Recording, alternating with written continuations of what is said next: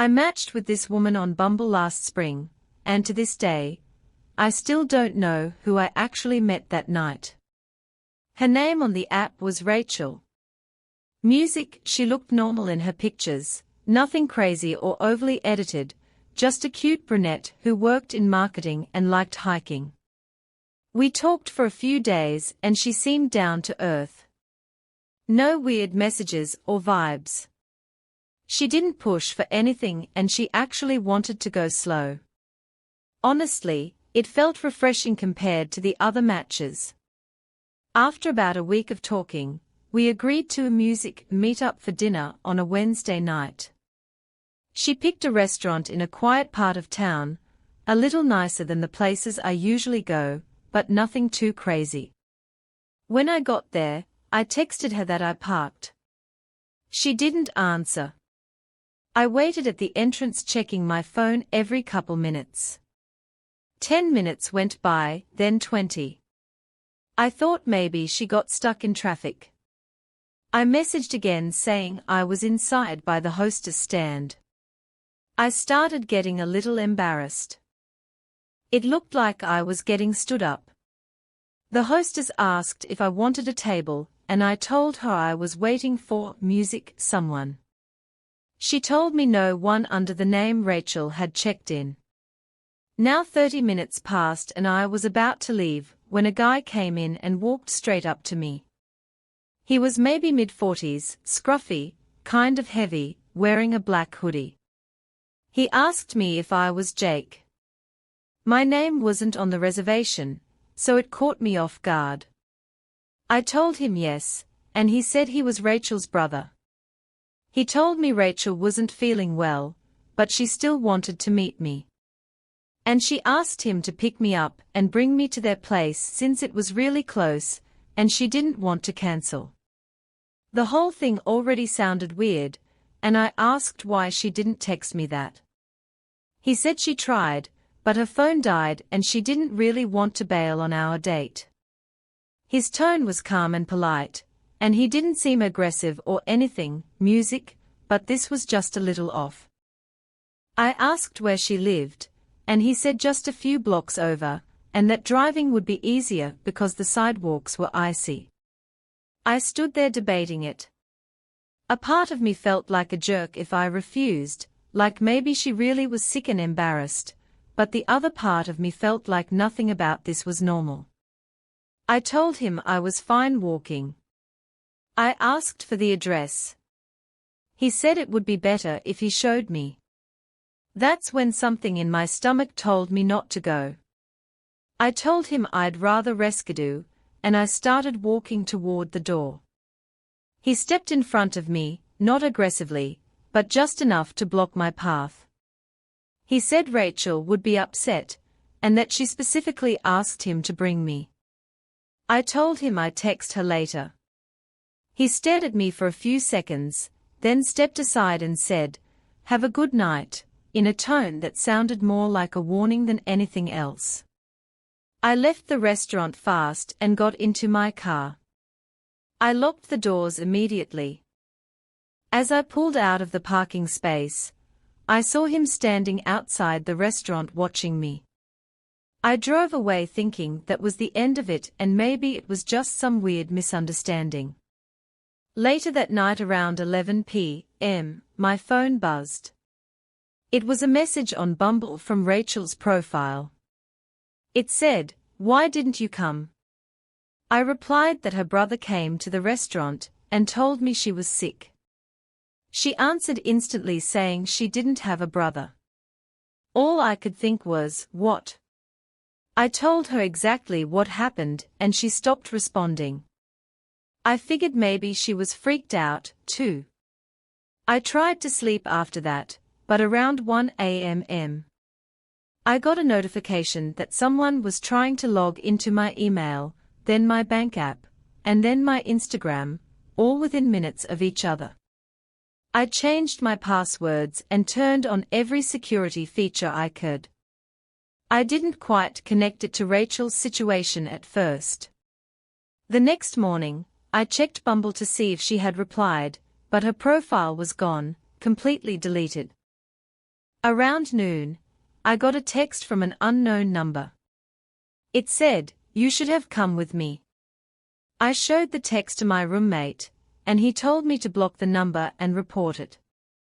I blocked it, but the messages didn't stop. New numbers kept texting me. Different area codes. Each message was something short and vague, like, "We saw you. Next time, don't waste my time." And, "You made it harder for yourself." Snorts. At one point, a message came through that used my full name, not the name I used on Bumble, my real legal name. I didn't answer any of them. That night, while I was home alone, someone knocked on my apartment door. I was on the couch and I could not move. After a minute of silence, there was another knock. Harder this time. I thought about calling the police, but it had only been 2 knocks, and I didn't want to sound paranoid. I looked through the peephole. No one was there. The hallway was empty. I stepped back and waited. After a few seconds, I heard heavy footsteps walking down the stairs. The next day, I called the restaurant and asked if anyone matching that guy's description had a reservation or had checked in around the time I was there. They said no. I asked if anyone had been standing around outside looking in, maybe waiting for someone. The hostess told me one of their servers actually mentioned a man in a hoodie pacing back and forth outside for almost an hour before I arrived. She said they thought he was waiting for someone, but he never went inside until he walked directly up to me. I didn't tell her the rest. I felt sick thinking how long he had been watching the entrance. I reached out to the local police and gave them the number that had texted me first. They weren't able to trace it to anyone. And since no crime had technically been committed according to them, they couldn't do much. I deleted Bumble. I changed my phone number and I changed all my passwords. Things were quiet for about a week.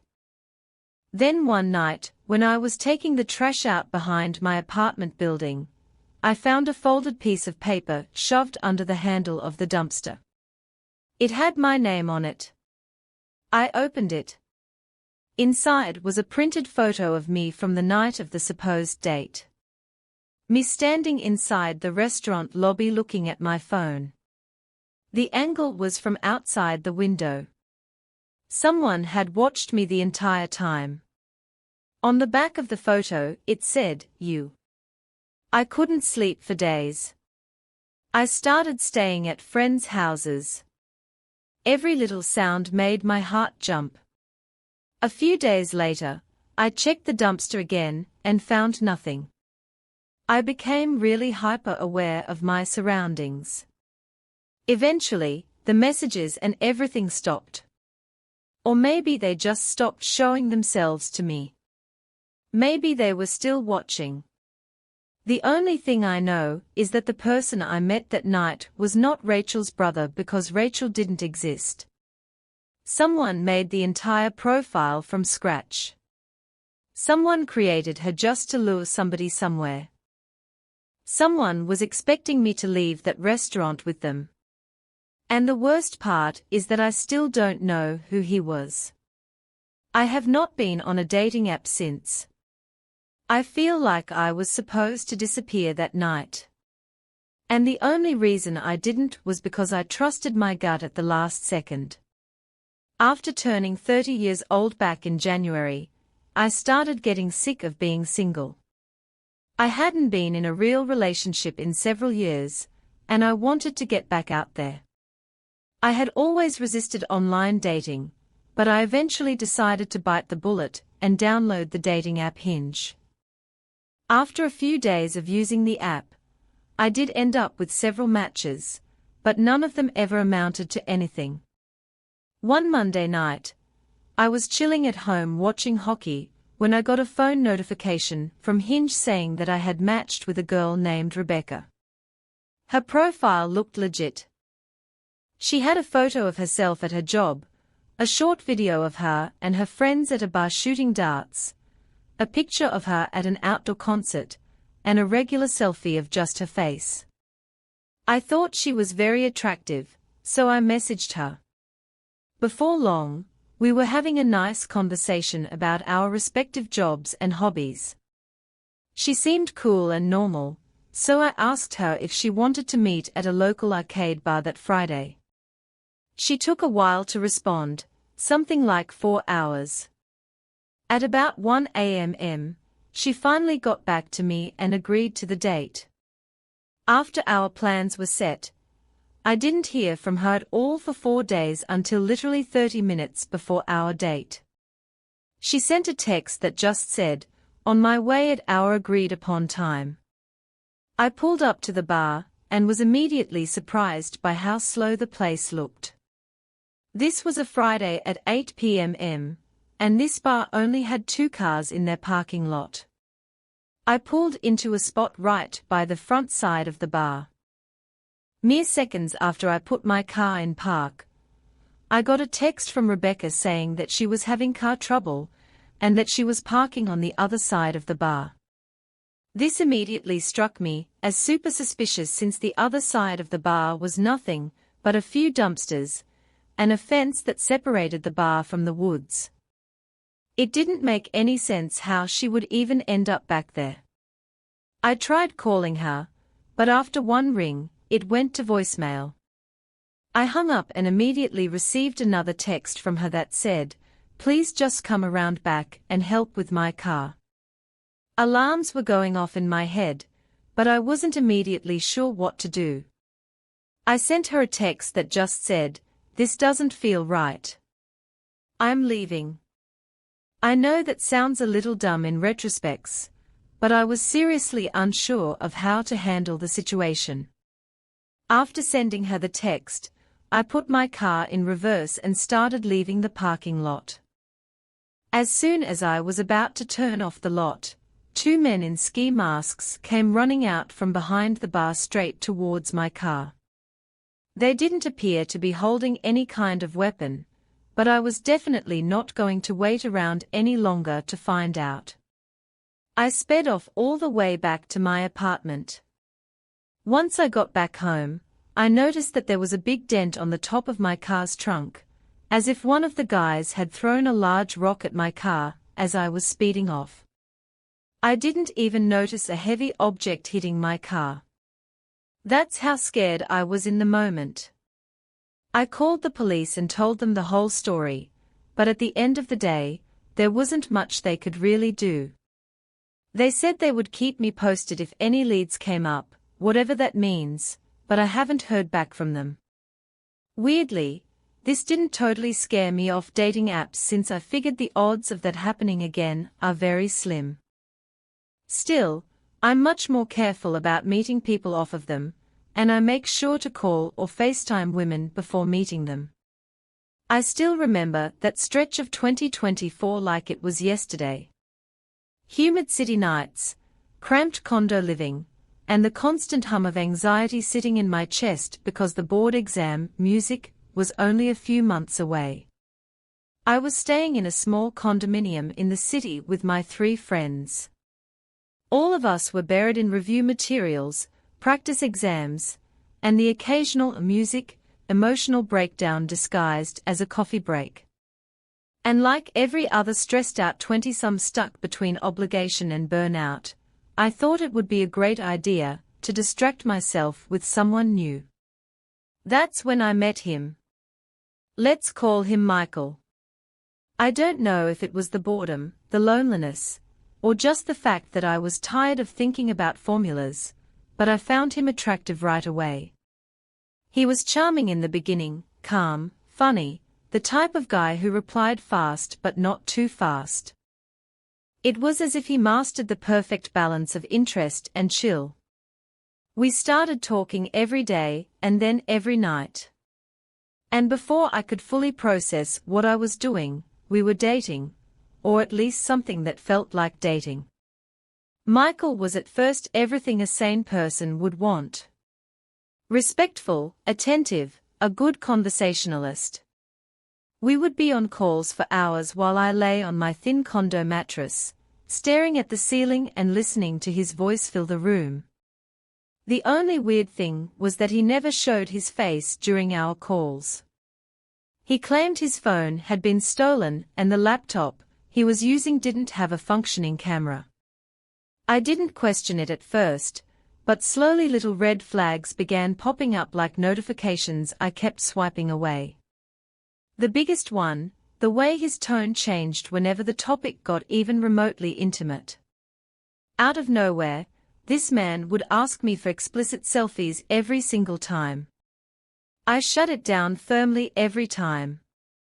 I wasn't comfortable with that, especially online. I told him that straight, but it was like talking to a dog in heat.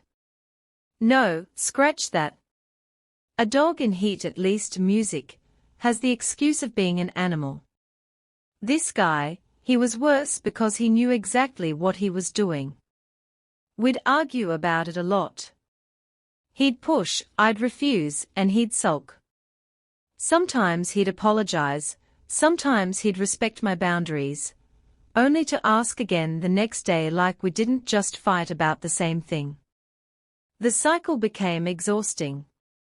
And yet, despite all of that, I still wanted to meet him in person to see if this connection was real or if I was just romanticizing a voice on the other end of a screen.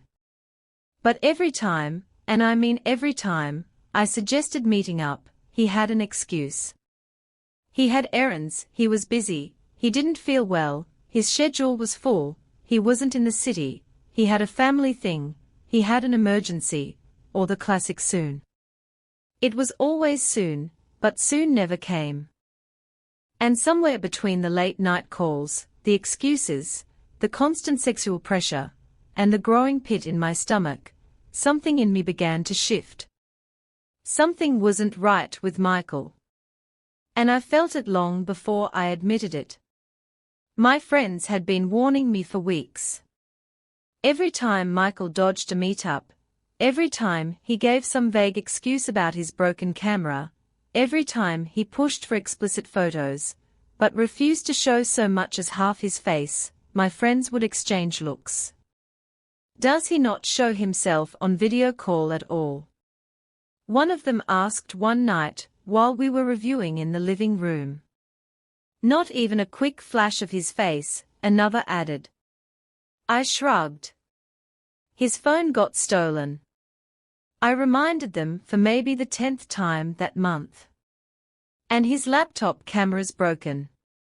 They stared at me like I had just announced I believed in unicorns. Marie, come on. One of them said gently.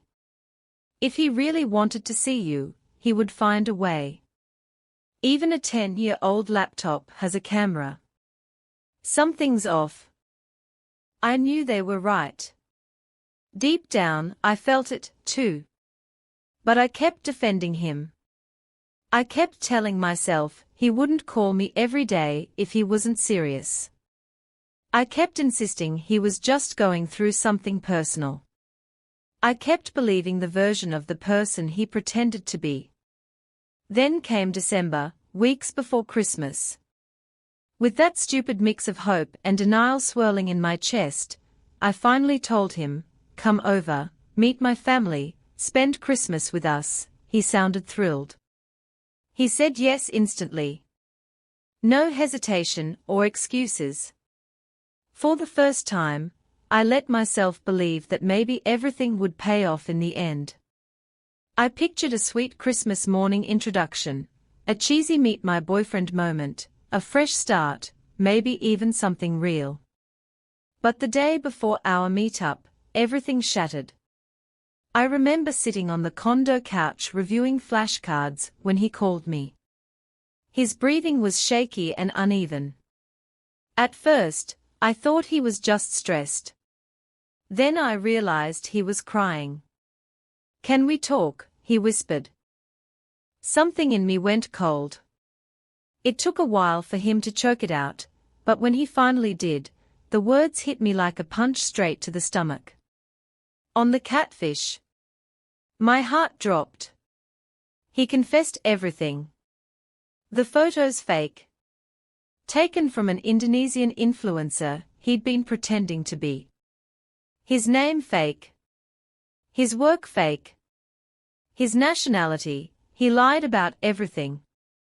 My head was spinning so hard I thought I would throw up. I felt my skin crawl and my face drain of color. It was like he peeled off a mask I didn't even know he was wearing. And then, because apparently the universe wanted the moment to be even worse, he sent me a picture of his real face. He claimed he didn't lie about being 24, but honestly, I've seen uncles in their late 30s who looked younger than him. In that moment, my brain connected all the dots. The way he pushed for explicit photos, the way he'd get sulky and aggressive when I refused, the way he'd avoid meeting up. Knowing what he really looked like, what he really was, made all his past behavior 10 times more uncomfortable. When I told him I wanted to break up, he snapped. He said, "So, you're just like the other girls. You only liked me because of the pictures of the guy I used. You never cared about me.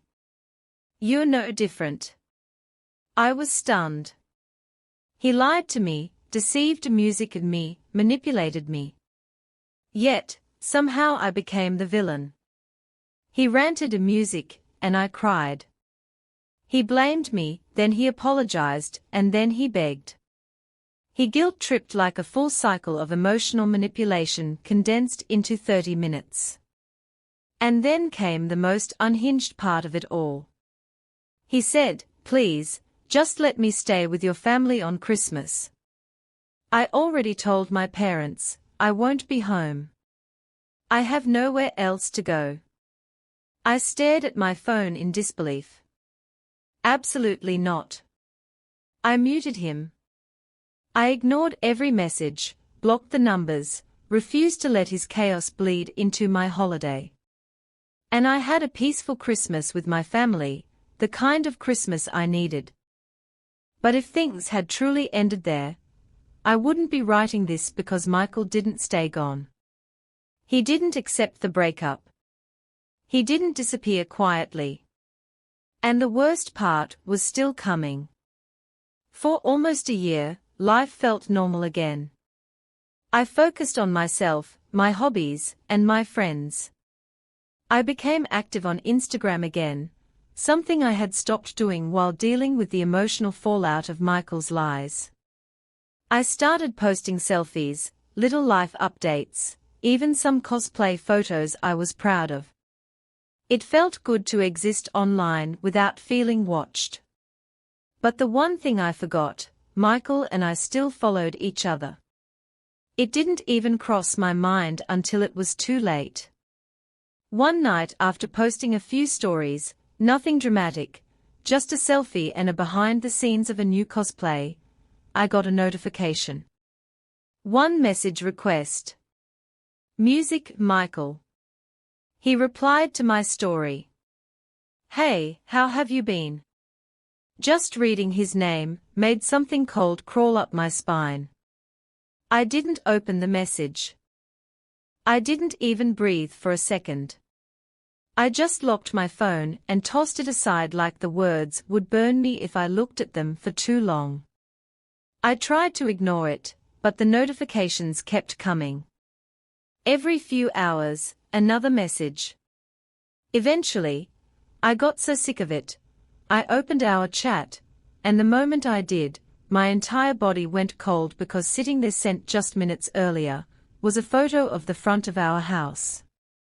My parents weren't home. I felt like the air was being sucked out of my lungs. My fingers moved on instinct. I locked all the doors in the house, ran upstairs, shut my bedroom door, and locked that too. Then I called the police. While I was on the phone trying to speak without my voice cracking, I heard knocking. Music pounding. He was outside and yelling my name. He yelled, "Please just open the door. We can talk." His voice was desperate and unhinged, a tone I had never heard before. I held my phone so tightly I thought it might crack. I crouched beside my bed, trying not to make a sound while the dispatcher kept me calm step by step. "We are on the way. Don't come out. Stay on the line." It felt like hours, even though it was probably just minutes. Thankfully, we lived close to a police station. I heard footsteps outside, an officer shouting, and then finally silence. They arrested him. When they came to the door to check on me, I finally unlocked it. Still shaking. The officer who talked to me had a serious look on his face. The officer told me he was holding a knife. I had to grip the door frame to stay upright. He came to my house with a knife. I didn't know if he meant to threaten me, or hurt himself. But none of the possibilities made me feel any better. They were all terrifying. Because of that, I had no choice but to tell my parents everything. Every lie he told and every red flag I ignored. They scolded me, of course, for trusting someone online and for hiding it from them. But underneath the worry and anger, they were relieved that I was alive. My mom hugged me like I came home from war. Thinking back on the words "he was holding a knife" still give me the chills. I've never been a big dating app guy. Maybe a little bit in college, but mostly Tinder when I was messing around. After that, I had a 4-year relationship. I didn't really know how to go out and flirt anymore. I didn't really have game anymore, so I was on Tinder for a bit, just testing the waters as a freshly single guy for a bit, and going out with my single friends a lot. But when it came time to start seriously dating again, the easy answer was, of course, a serious dating app. Hinge was the one everyone recommended for finding quality women looking to actually date. So, I got on there and I got a few matches in the first few days.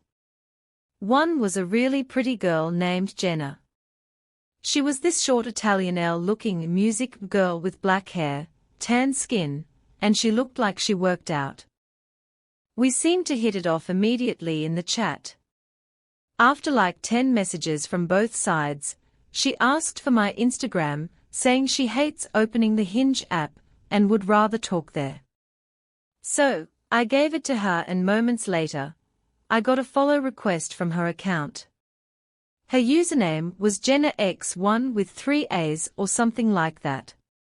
She had like 2,000 followers. She followed 200 people and she had 2 posts. Both posts were her taking a selfie in the mirror, but she admittedly looked good. The posts got a lot of likes and comments.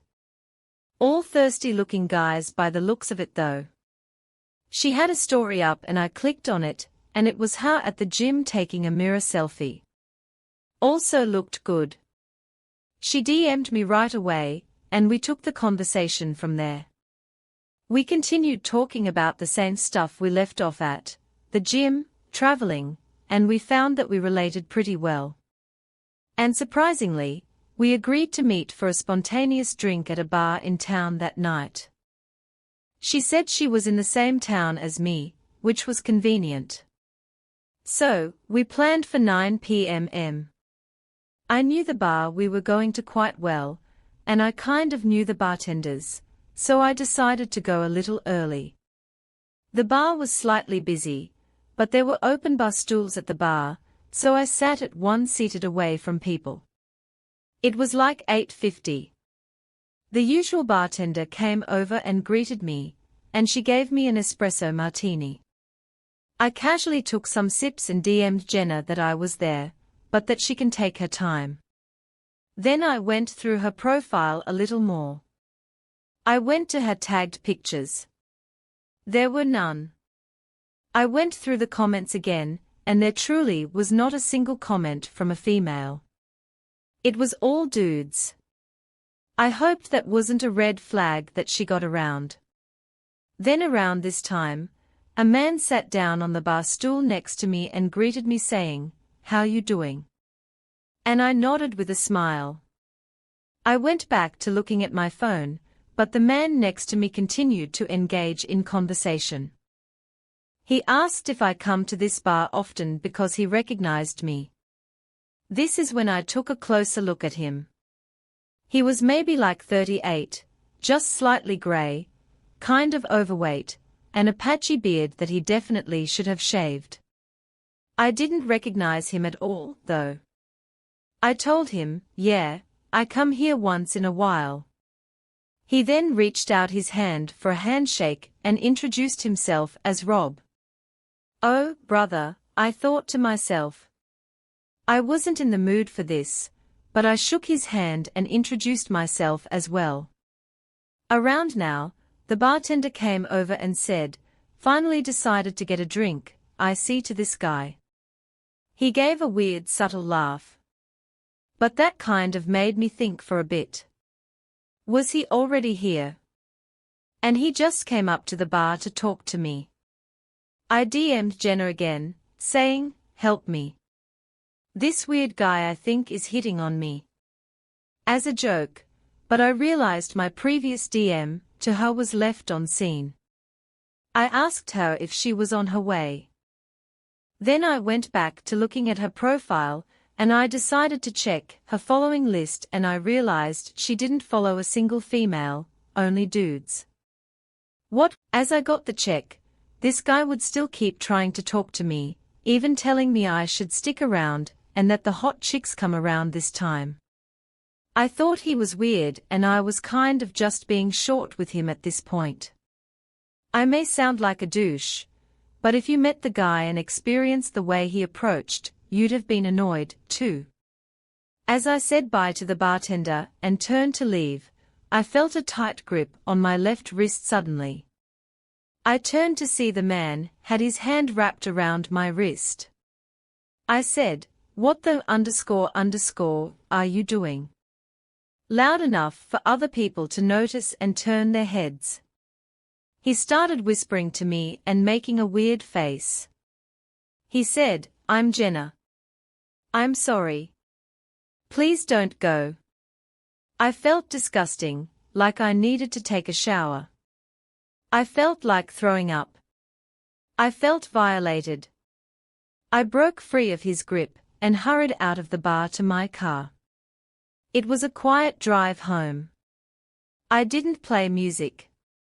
I didn't call anyone because when I got home, I collapsed into bed and stared at the ceiling for a bit, just absorbing what happened.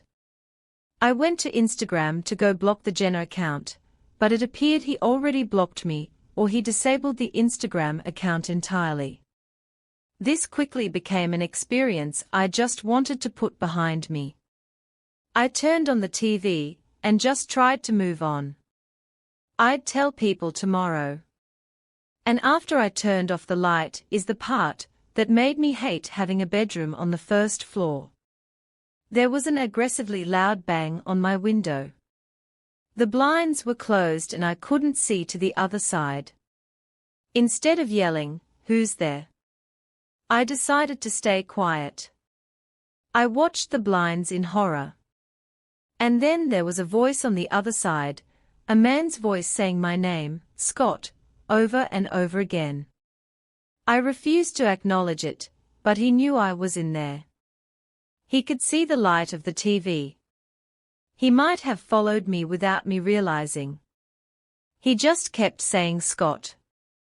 He had to have said it like 10 times before it stopped. I stayed in my bedroom the rest of the night, and the next morning I lifted the blind to see this.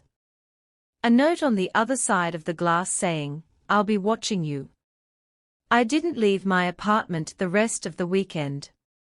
I moved a few days later.